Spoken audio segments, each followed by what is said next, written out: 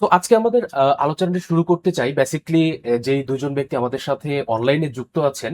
ওনারা দীর্ঘদিন ধরে এই প্রফেশনে আছেন এবং বিশেষ করে নির্বাচন আসলে তো তাদের কাজের পরিধি আরো বেড়ে যায়। তামারাই ইয়াসমিন, তো আপনার কাছে জানতে চাই বিশেষ করে আহ, এই নির্বাচনকে ঘিরে কি পরিমাণ মিস ইনফরমেশন বা ডিস ইনফরমেশনের স্ট্যাটিস্টিক্স আপনার কাছে আছে?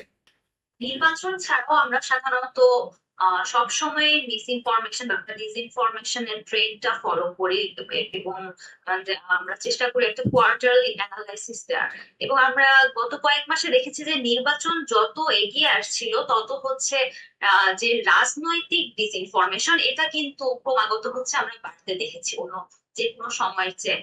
And আমি যদি লেটেস্ট একটা স্ট্যাটিস্টিক্স আপনাকে বলি যে গত 21 জানুয়ারি থেকে হচ্ছে 21 না সরি, গত 22 জানুয়ারি থেকে হচ্ছে নির্বাচনী প্রচারণা যখন শুরু হয়, তো সেখান থেকে এই যে এখন পর্যন্ত যে বাংলাদেশের যে বিদ্যমান ফ্যাক্ট চেকিং সংস্থাগুলো রয়েছে তাদের যতগুলো নির্বাচন কেন্দ্রিক ফ্যাক্ট চেকিং ছিল, শুধুমাত্র নির্বাচন কেন্দ্রিক, সেগুলোর পরিমাণে ছিল হচ্ছে 150-র বেশি।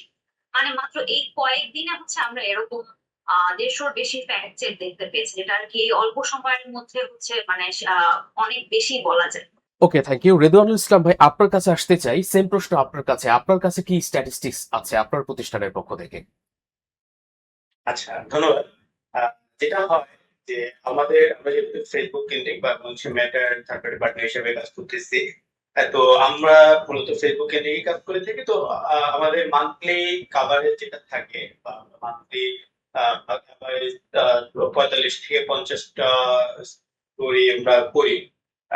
কিন্তু আপনি যদি দেখেন, আমাদের এটা মান্থলি কাভারেজ। কিন্তু এখন এই ফেব্রুয়ারির 1 তারিখ থেকে আজকে পর্যন্ত আমাদের প্রায় আমরা 30টা মিস ইনফরমেশন বা ফেসবুকে ছড়ানো, যেগুলোর হার্মনেস এবং পলিটিক্যাল ইম্পর্টেন্স আছে, আহ, এই সব বিবেচনায় নিয়ে আমরা এই আজকের 8 তারিখ, এই 8 তারিখে হচ্ছে আমাদের অলমোস্ট 30টা স্টোরি আমরা মানে মিস ইনফরমেশন আমরা ডিবাগ করেছি, যেটা যেটা দৈনিক 5টা বা 4টা 5টা করে আমরা মানে আমাদের করতে হচ্ছে মানে। এবং আহ, আমাদের যেই বন্ধের দিন বা এগুলো আসলে কিছুই নাই এখন। আমরা আমাদের খুবই ব্যস্ত সময় যাচ্ছে। হ্যাঁ, মানে মিস ইনফরমেশন, বিশেষ করে আমার আপু যেটা বলছিলেন যে 22 তারিখে নির্বাচনী প্রচারণার পর থেকে আসলে আমারও পর্যবেক্ষণ সেটাই যে আমাদের 22 তারিখে নির্বাচনী প্রচারণার পর থেকে মিস ইনফরমেশনের যে রেট সেটা ঊর্ধ্বমুখী।